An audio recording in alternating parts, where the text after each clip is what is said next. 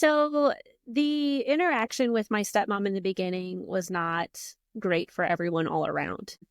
I think that there was a lot of emotional turmoil that my mother was experiencing with the loss of an entire family that she had put together as a stay-at-home mom. And, my father is in a very high profession, very well known and, very prestigious. And I think that leading into that transition, it could have definitely been handled better. I do wish that there was a little bit more of an opportunity to have a conversation about introducing a new woman into our lives. It wasn't a smooth transition.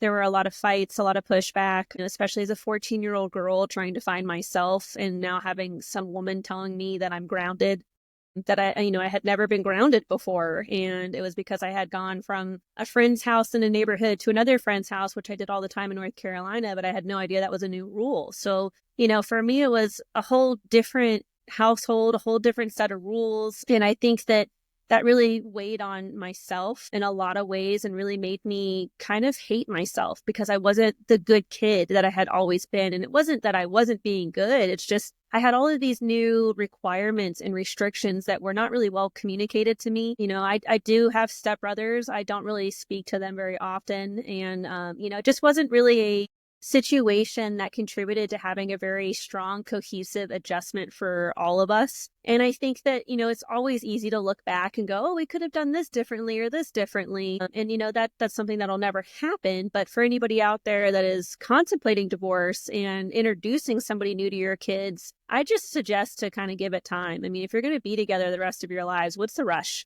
Make sure your kids are feeling okay about the divorce before you go, hey, here's somebody new that's going to be telling you what to do. And, because of my father's career and everything that he does, if you're listening, I love you, Dad. I think that she kind of took over the reins of the household to kind of be present since she wasn't as in a demanding position as him. And I think that was a really big opportunity for a lot of power struggles, especially because, my mom couldn't be there and she was going through her own things and realizing and mourning and grieving the loss of her whole entire family.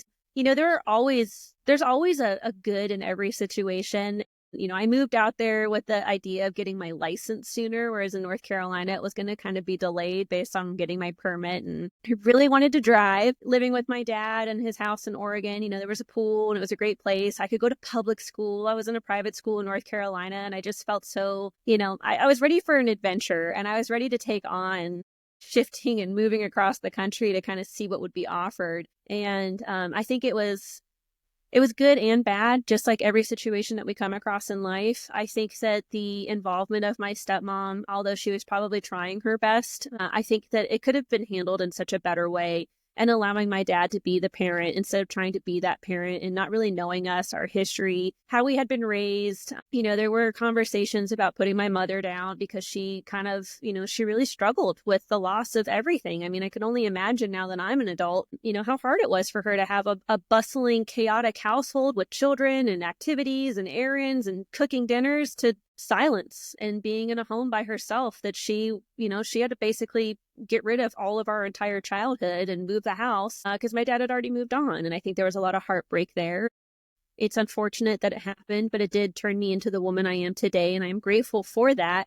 I think that now that we're all older and it's been, over 23 years, we are all finding our way with the relationships and what we want from them and trying to find a way to be a family. But unfortunately, there are two factions of my family. There's my dad's family and there's my mom's family. We do family beach trips and my mom goes to those. And if we were to ever invite my dad, I don't think my mom would come.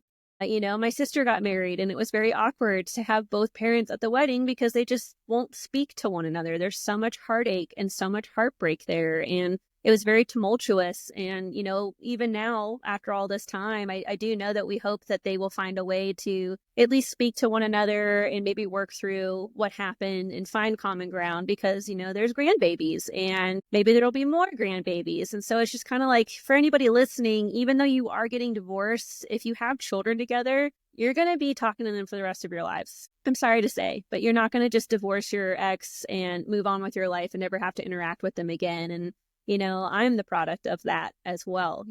I've seen it and I have to, work around it. We do wish our parents could be together and enjoy vacations with us and just find that common ground like other parents have been able to do. But unfortunately, that's just not the case for us.